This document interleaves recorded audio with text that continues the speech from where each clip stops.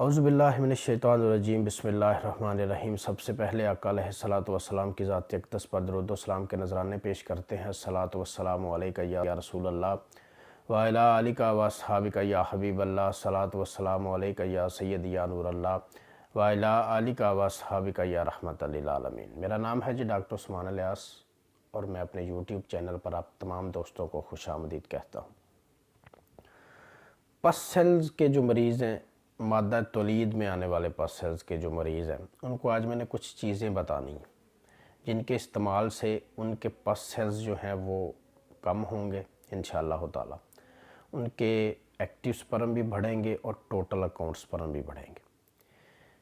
آپ نے میرے لیکچر کو اینڈ تک سننا ہے، آپ کا فائدہ ہوگا انشاءاللہ تعالی۔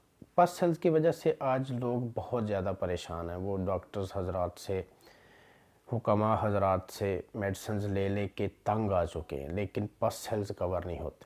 سال ہا سال سے وہ میڈیسنز کا استعمال کر رہے ہیں، لیکن پس سیلز جو ہیں وہ بڑھتے ہی جا رہے ہیں۔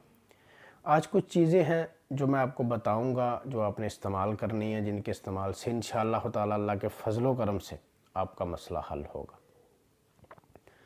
تو کرنا کیا ہے کہ آپ نے دودھ اور دودھ سے بنی ہوئی چیزیں بالکل بند کر دینی۔ انڈا، گوشت، پراٹھا، فاسٹ فوڈ، باہر کے کھانے جو ہیں، بیکری کی چیزیں، وہ آپ نے بالکل بھی استعمال نہیں کرنی۔ کوشش کرنی ہے کہ صبح کا ناشتہ آپ نے جی بھر کے کرنا ہے، لیکن ان میں یہ چیزیں نہیں ہونی چاہیے جو میں نے آپ کو بتائیں۔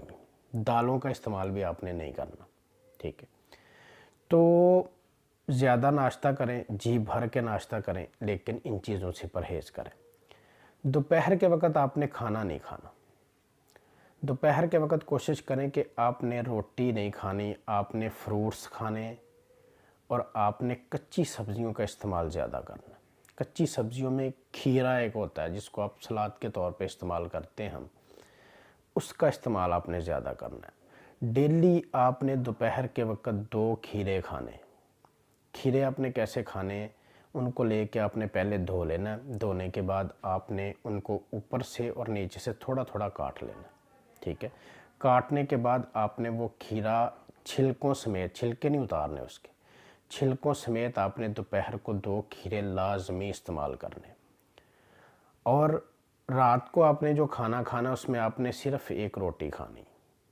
اگر آپ پہلے سے 1 روٹی کھا رہے ہیں تو پھر آپ نے آدھی روٹی کھانی، اور اگر آپ پہلے زیادہ آپ کھانا استعمال کرتے ہیں رات کو سوتے وقت تو آپ نے صرف 1 روٹی کا استعمال کرنا، ٹھیک ہے؟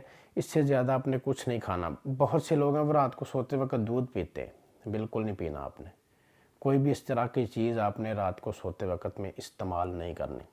انشاءاللہ تعالی اللہ کے فضل و کرم سے آپ کا مسئلہ حل ہوگا، آپ کے پس سیلز کور ہوں گے، آپ کے ٹوٹل اکاؤنٹ سپرم بڑھیں گے، آپ کے ایکٹیو سپرم بڑھیں گے۔ اس کے ساتھ ہی ہماری ہومیوپیتھک میڈیسن ہوتی ہے، وہ بھی لازمی استعمال کریں، انشاءاللہ تعالی آپ دعائیں دیں گے۔